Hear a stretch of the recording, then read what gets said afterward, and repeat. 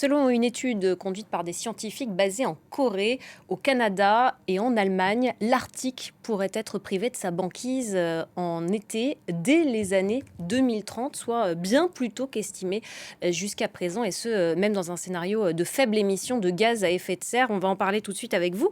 Julia Sigard, notre chroniqueuse science, bonjour. Bonjour Claire. De quoi s'agit-il exactement?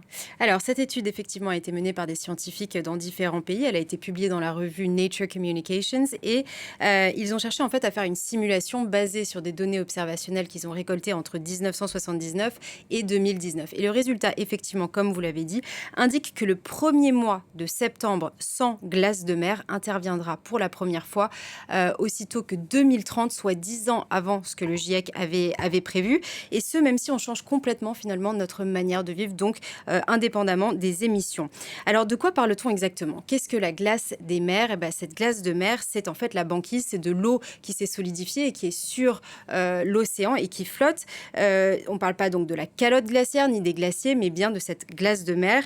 Elle a tendance à se réduire en été et à fondre et à réapparaître en hiver. Et également, c'est bien le mois de septembre durant lequel on atteint habituellement son niveau minimal annuel. Alors, il parle aussi d'absence totale de glace. C'est pas vraiment le cas, encore une fois. Pour les scientifiques, ils font référence à un seuil sur lequel, en fait, cette glace de mer, elle recouvrirait plus qu'1 million de kilomètres carrés, soit 7% de l'océan Arctique. Alors, les chercheurs estiment que le déclin de cette glace peut être attribué effectivement essentiellement aux émissions de gaz à effet de serre, mais il y a d'autres facteurs qu'il faut prendre en considération, comme les aérosols, l'activité solaire, mais aussi l'activité volcanique, mais dans une moindre mesure. Et la surface de la banquise, Julia, elle a déjà été réduite considérablement. Ah, absolument. En moyenne, elle a été réduite de 9% en hiver et de 48% en été depuis les toutes premières photographies qu'on a pu prendre avec les satellites en 1979. Il faut le dire qu'on utilise encore beaucoup l'imagerie satellite pour pouvoir monitorer la situation. Vous allez le voir dans un des diagrammes avec la différence entre l'été et l'hiver, comme je vous le disais, en Arctique et en Antarctique. Donc cette glace de mer qui a tendance à fondre. On l'utilise aussi pour monitorer la différence par rapport à la fonte, cette fois-ci, des glaciers et de la calotte glaciaire. Et là, je vais vous montrer la différence entre 1984 d'un côté, où vous voyez quand même beaucoup plus de glace, et de l'autre, 2016, où là, ça s'est réduit considérablement. Les scientifiques, Julia, ils estiment que le GIEC est en réalité trop optimiste dans ses prédictions.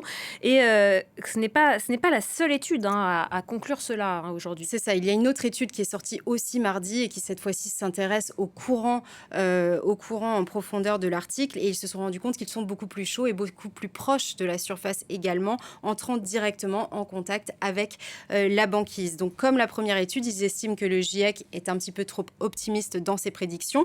Et ils attribuent aussi ce décalage à un manque d'accès aux données russes, puisque depuis le début de la guerre en Ukraine, ils ont aussi arrêté toutes les expéditions d'exploration de l'Arctique. Et quelles sont les conséquences de la fonte des glaces?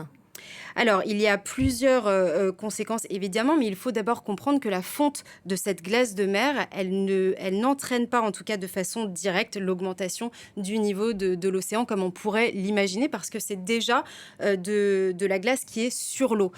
Par contre, ça a quand même des conséquences néfastes. Cette glace va jouer un rôle important, surtout en été, puisque c'est elle qui va réverbérer, en fait, tous les rayons du soleil. Ça va fonctionner un peu comme un miroir, et vu que ce miroir se rétrécit au fur et à mesure, vous avez moins de rayons du soleil qui sont réverbérés. Donc, on assiste à un réchauffement arctique. Ça peut entraîner évidemment des événements météorologiques extrêmes, notamment aux latitudes moyennes, comme par exemple des canicules ou des feux de forêt. Et puis, au niveau mondial, si on a ce réchauffement climatique, ça peut aussi faire fondre le permafrost et aussi la calotte glaciaire. Et là, pour le coup, on verra une augmentation du niveau de la mer. Merci beaucoup, Julia Sigard, pour cette chronique.